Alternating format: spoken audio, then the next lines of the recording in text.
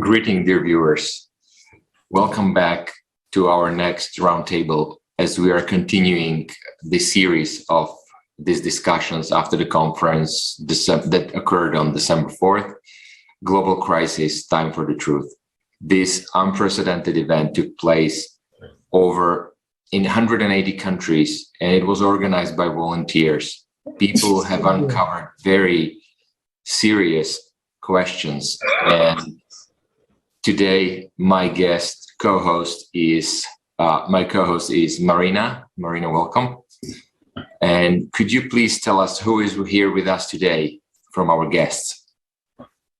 Absolutely, Robert. But before I start to introduce our guest, I would like to mention once again that the conference that was organized by people from 180 countries was simultaneously interpreted into 100 languages, and everything was done by volunteers.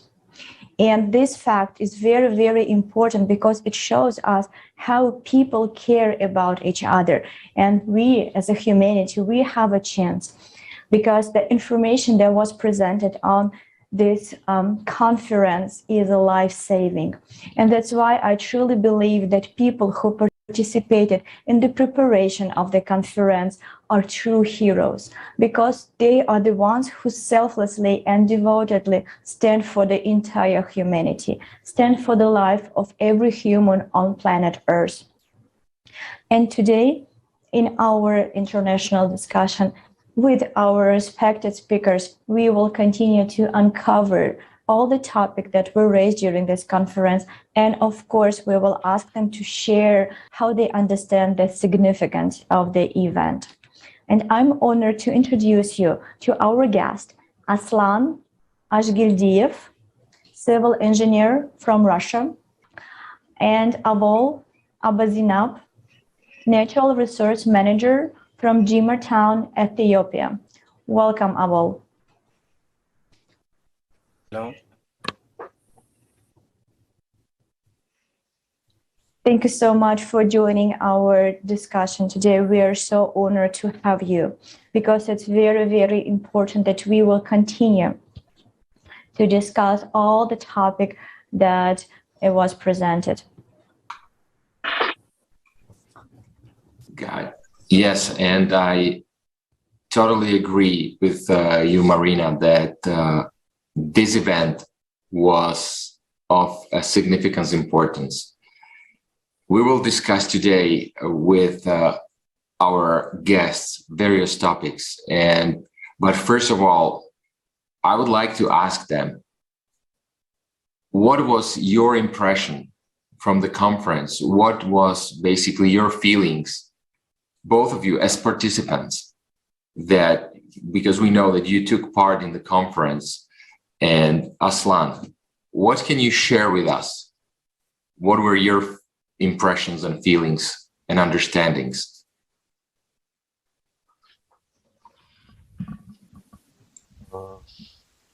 Очень информативно. For me, it was very informative, and in reality, such a mixed feeling. This is what I had. Не то что обиды, что ли, за людей, за то, что вот I would say a feeling, I wouldn't say it's an offense or resentment at people, but it's like a little sorrow that there is lack of understanding that we are approaching a disaster, and many people, unfortunately, do not perceive it seriously. They do not understand what is really happening. And for me, the greatest impression was, for example, the human trafficking, people suffering.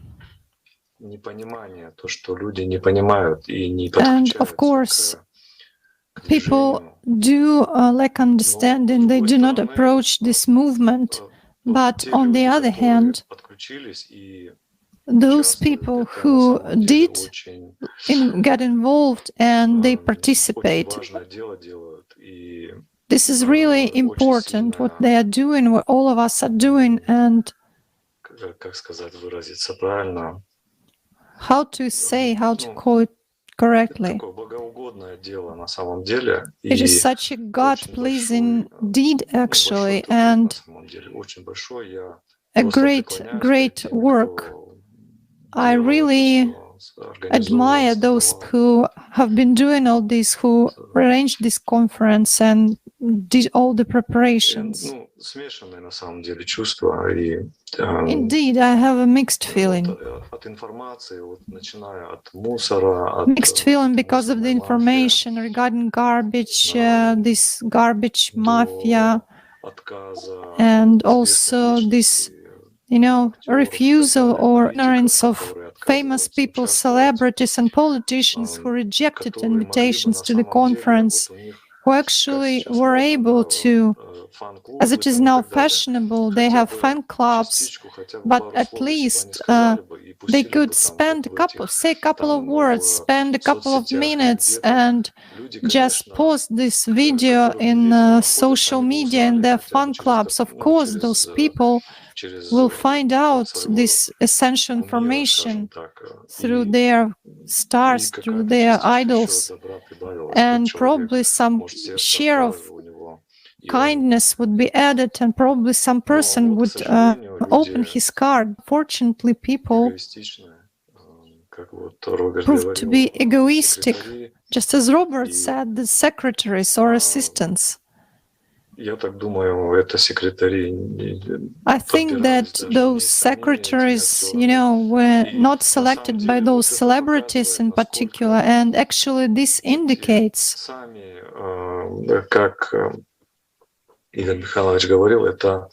as Igor Mikhailovich once said, these are rhapsodes.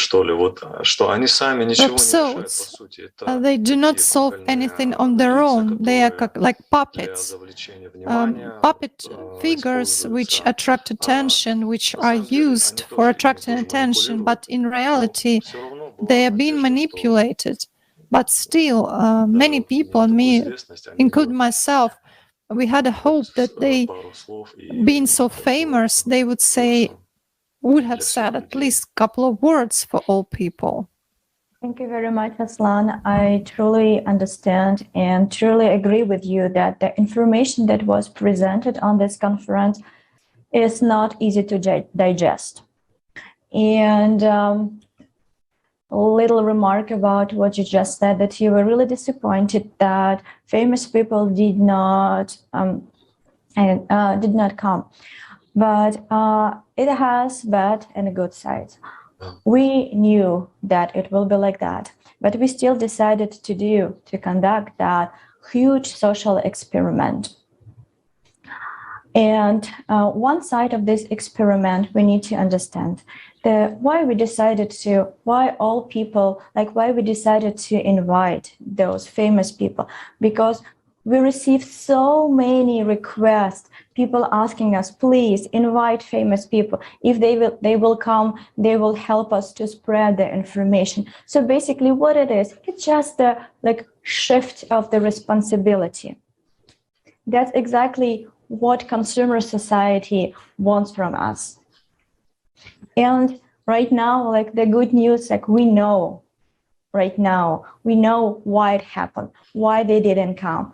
And we know right now that nobody will care if we regular people will care. So that means we need to act and not waiting again. So somebody will come and save us. Everything is up to us. We need to act. We need to share the information and not waiting for somebody. And I think that's the really, really good side of why they didn't come. Because right now, we people, we know that we need to grow up and we need to act. Awol, could you please share your expression about the conference? Go ahead. Thank you for inviting me. Just I feel many things from the conference. Even many of them I can't express in words, because many things are happening in the world. If you see climate change, human trafficking, and also the organ trade. This all are based on business gaining. And when I see or I hear these facts, I'm very shocked, because what is going on the world in reality is a different phase. And what is going on openly by the politicians, leaders, even by the religious leaders are different things. Nobody are telling the truth for the mass or for the people, because they only want to serve or wants to survive from many problems on the world. That is, it means that is the only illusion, because we are on one or in one home. This planet is one home for all of the peoples on it. And if the great collapse or any problem comes to this planet, we will survive together or we will die together. So when I see, for example, the climate change as a global, the movement is only based on the carbon dioxide and also planting trees, conserving natural resources. As I see from scientific facts presented by scientists, the change is coming from inside. That means from micro level. So what we are seeing on the world or on the surface of the earth is the effect of that cause. So when this also makes me to feel bad feelings, because what is going on as a global for the conserving the natural resources, just it is to take the attention of the community. And the reality is planting trees, conserving natural resources, many things can't reverse the coming cataclysms. So as you see or we heard from the conference, many persons are or many celebrities are invited, many government officials are invited, but they didn't come because they are making business on their peoples. They are not telling the truth. They are not telling what is coming to this planet. So just they are making busy the whole community by telling them political agenda or many unproved things. Also, they are holding back the scientific facts gained by scientists, because if many people they are leading awaken from the illusions they are telling, they lose their power. So because of this, they are not telling the people the reality of this planet. And also the other thing I proved from that conference or the international global conference is about the human trafficking and organ trade. For example, as I heard from mass media, the organ trade going on in Nigeria is under the name of the religious rebel. You remember there is Boko Haram there. They abducted many girls from school, from everywhere, and they released and back to their home. All of them was pregnant. So that is for the not it is just to make or to get the money masses. They use the religious name, and many of them gathered there and faced this problem under that movement.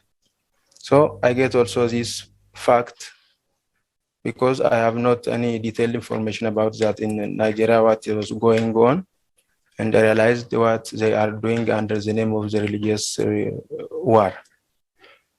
The other thing I observed was that about the waste and about the ocean, what is going on in ocean, under ocean, and about the plastic material dumped in the ocean and what it is causing to the life in the ocean. Also, that makes me very excited.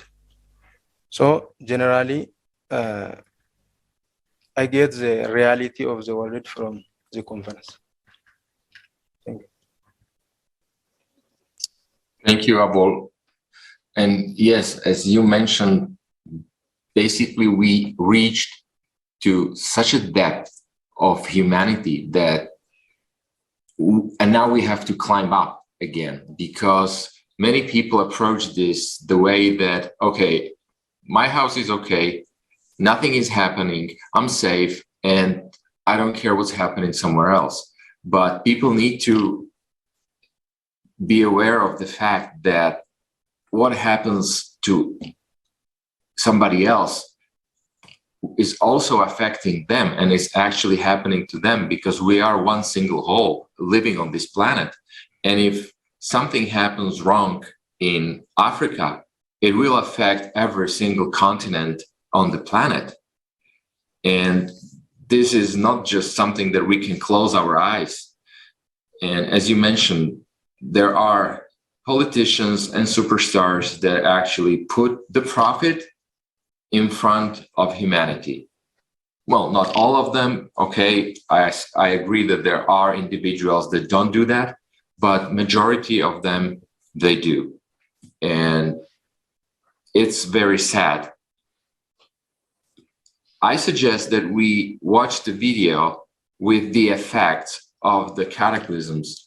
What are their effects, what it is affecting, and how it is actually, what is happening on planet. Because the only way I think people could wake up is to constantly showing them and presenting them this information that this is actually what is happening. Just wake up, guys.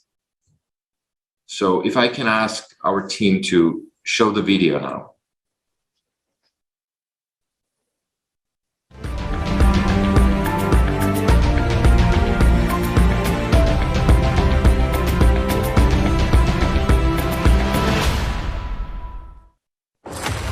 Today, scrolling through the news feed, we see how natural disasters are increasing around the world.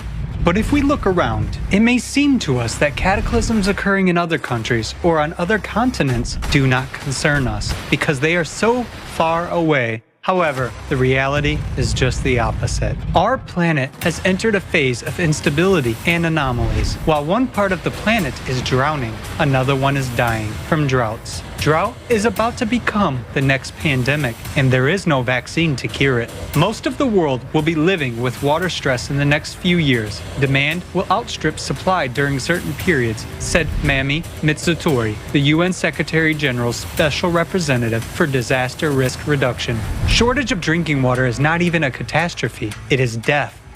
This year, 2021, marked the first water shortage in the Colorado River, which provides water to about 40 million people in the western United States and more than 10,000 square miles of farmland. The Colorado River feeds two major reservoirs, Lake Mead and Lake Powell. Its water level has dropped to its lowest level on record. This year alone, drought and water shortages have significantly changed the usual human life on almost all continents. The effects of drought are already directly affecting many people and are getting worse. Food shortages, a spike in commodity prices. Has this already affected you? Or are you still not seeing this? The dry summer of 2021 in Kazakhstan led to an overall decrease in yields and livestock deaths. In 2020, Kazakhstan exported about 8 million tons of grain to 40 countries, but the forecast of grain exports for 2021 has decreased by almost 30%, down to about 6 million tons. According to the president of Kazakhstan, the declining wheat harvest in several regions of Kazakhstan will jeopardize food security in the Central Asian region by 2030. This is a simple, practical example that the fight against climate change is our common cause.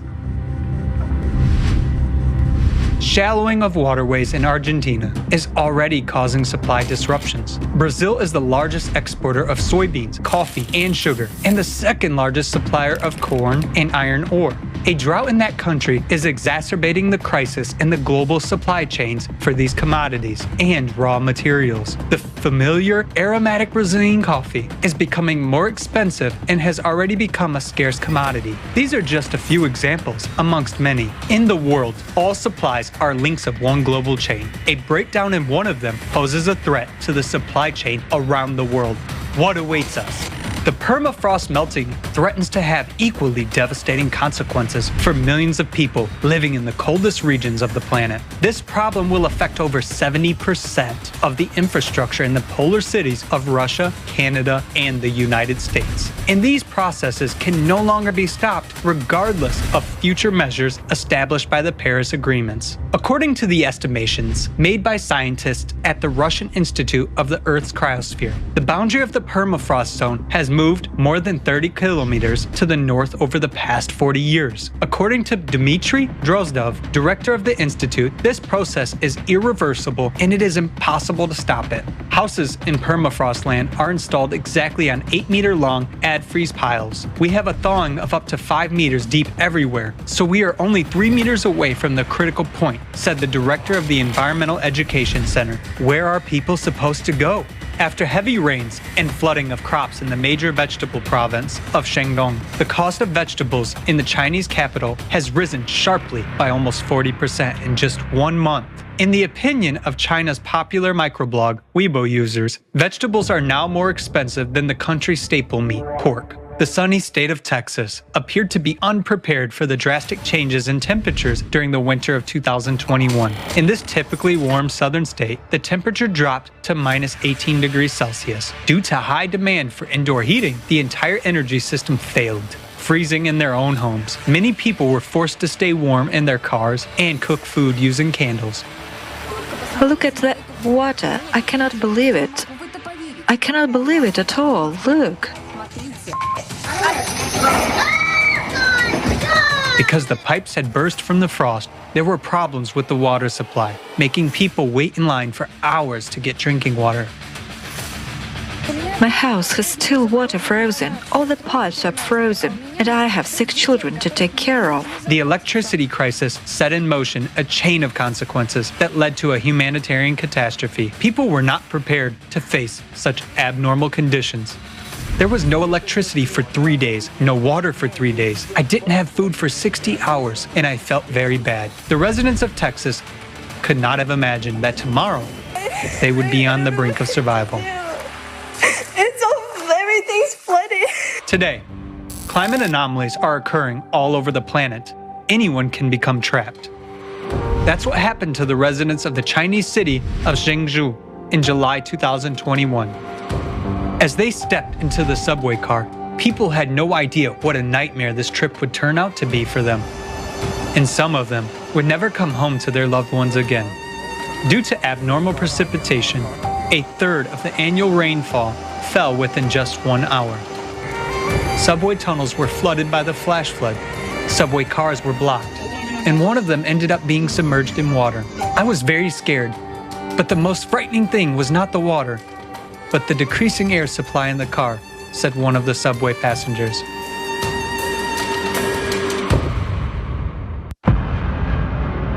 Global climate change has already caused food shortages around the world, and the situation is worsening catastrophically.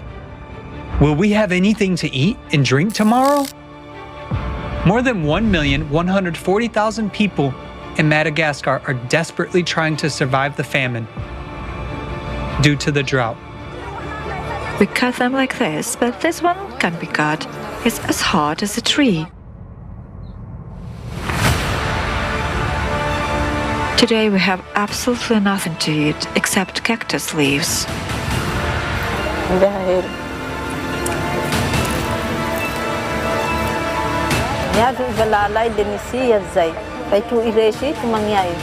Hungry, homeless, and desperate people literally pounce on arriving humanitarian aid trucks that carry basic necessities and food. They snatch the bags from one another. Confrontations erupt, leading to fistfights. Even today, natural disasters are dramatically changing people's fates. A person finds himself alone with his grief, and the facts confirm this.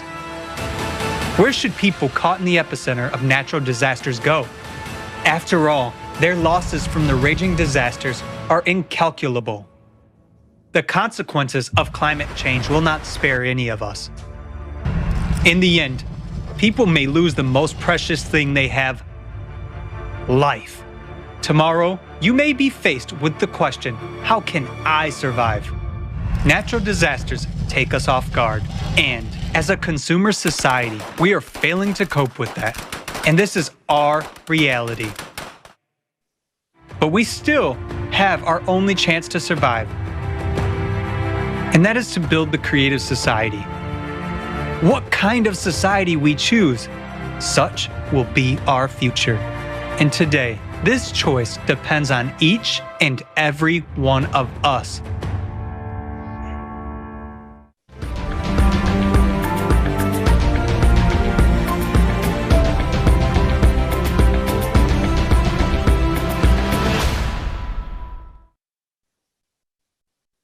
Yes, that truth is so scary to see.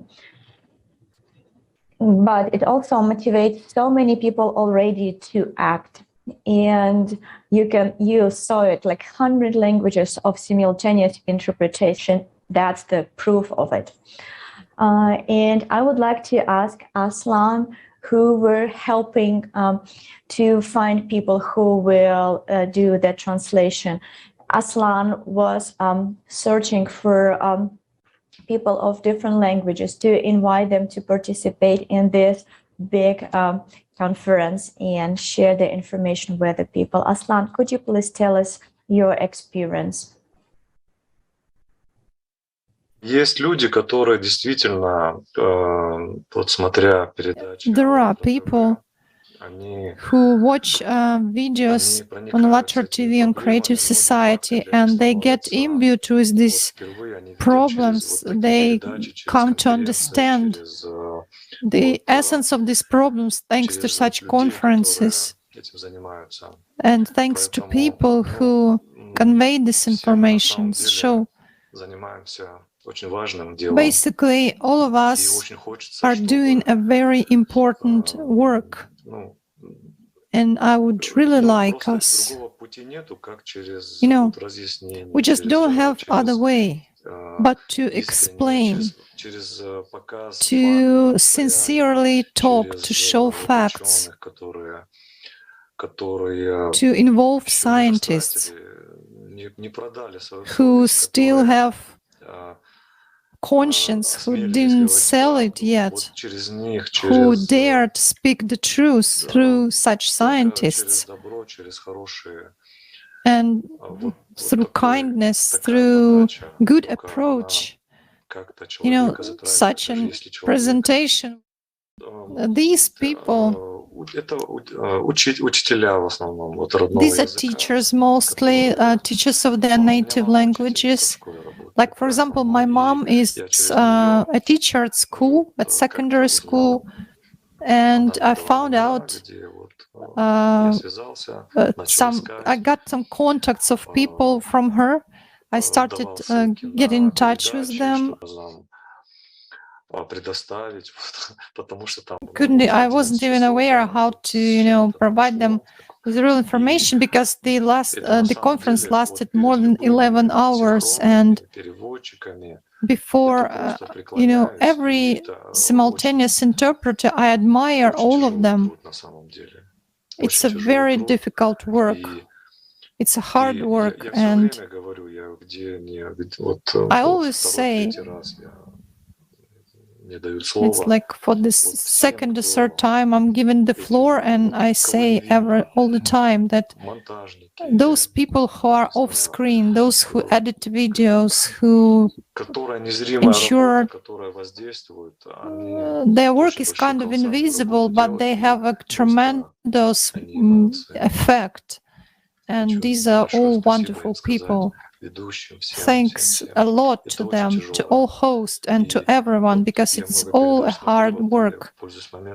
I'm watching videos, and I would like to say to you, Robert, using this opportunity, that you are so strong and so spiritually motivated. I don't know how to explain it, but so many videos, I participated just one of them, and it's kind of difficult, but I see you in all the videos, and everyone who participates, actively participates. I really admire you. Просто преклоняюсь перед переводчиком, This is really a real admiration to simultaneous interpreters as well. Not at all, Aslan. And yes, I agree that these conferences and also the roundtables and everything, they're important because it shows people and viewers that they are not alone, because the worst thing is the hopelessness. Because many times people even have a feeling and they see that something's wrong, but they go like, oh, I'm the only one who sees that. This shows them that they are not the only one. And basically, thanks to our simultaneous translators, we are able to bring this information to basically almost everybody around the world. And that's why it is so important that we were able to find people who were able to translate simultaneously to multiple languages. Awol, can you tell us, translating the conference, the whole conference, how was it? Because I think that's something great. How did you manage to do that? First of all, just as I heard from one of my friends from Olga to translate online, I just want to do it because I heard many information, read and get many inspiring facts from that program, and I wanted to spread that facts to other pupils who can hear my language. Then, it is somehow it is difficult and when you do it by when you are only one, it is difficult because translating the document from English language to the Amharic language is just when you translate directly by using translator, somehow it lacks the, in Amharic, when you said one word or one sentence, it should be done according to that language law. Then when you directly translate from English to Amharic, if you literally want to translate manually, it is difficult because the conference has large content and many topics. So when you do it individually, somehow just because of the happiness you can get from spreading that knowledge, that gives me strength to do that. So before that, I try many things to get another translator, and I ask them by email, on their TikTok, on Facebook. I asked many of my friends, but they refuse to do it because in Ethiopia there is many, there is a political situation in Ethiopia based on different ethnic groups. For example, my first language is Afan Oromo, and Amharic is one of the Ethiopian official language. It is heard by many peoples on the country. So even when I do the translation by Amharic language, many of my friends ask me why you didn't do it translation by your mother tongue. Because this makes them, or the political situation makes them to think like this. And because of the facts, and you feel humanness in yourself, you didn't choose any language, ethnic groups, and different political views. Just you can be a human, and humanity should get the truth of this world. And I just can't get any translator or somebody to help me. And also even Olga introduced me one of my friends from Ethiopia, and she gives me the phone number. I asked him, and many of them asks you about the money. How many dollar or money you are getting from this translation? They didn't believe I am doing it voluntarily. Because generally the view of many people or the current view of the world is just to get something benefit from what you are doing. Even by telling the truth, you should get some benefit or business. This thinking dominated in the world. So even I translated that, because of my mother tongue is different language, my accent also goes to that language, and not the same with the Amharic accent. And when I ask them to listen my interpretation, and they comment to me, it is not good, but from where you get that scientific facts, how you know it? And they ask me such a question. They didn't even realize the facts they are hearing, even in English version and in Amharic version. But on the other side, they know the truth. They know what's going on the world by climate changes and many different problems facing the world. And interested in such knowledge and such information. And when you go to acting and you ask them to do interpretation, even helping in sharing the information to other peoples, they refuse it, because this view of the if you are dominated by politics, even you are not only you are human to your ethnic group, and you try to dominate other ethnic groups. So because of this, they didn't even speak that language I'm translating in, because of the political situation in my country. So generally it is difficult. Translating simultaneous interpretation is difficult. I try to translate all of the conference, but I stopped at 7 hours because it is difficult, That makes the conference not to be translated into Amharic, all of the programs.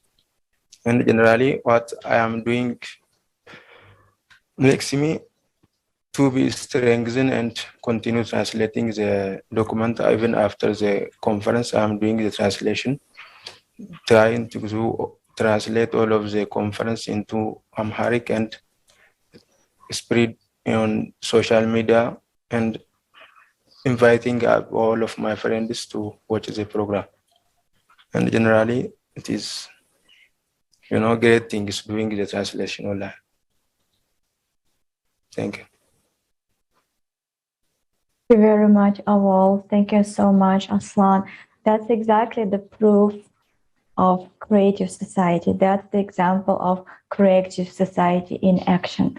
And we see that this project is already unites people from around the world, because it is based on the value of human life. In a creative society, each person is important. And this is the essence. And this is the fundamental difference from the consumer format where we live right now. Here, right now, in the consumer format, we will not find the way out of those crises in which we are beginning to sink today. And all of us saw it today, small part of that. We discussed it, we watched the video, and that truth, this face of the consumer format is so ugly. It's very, very, very hard to look at that.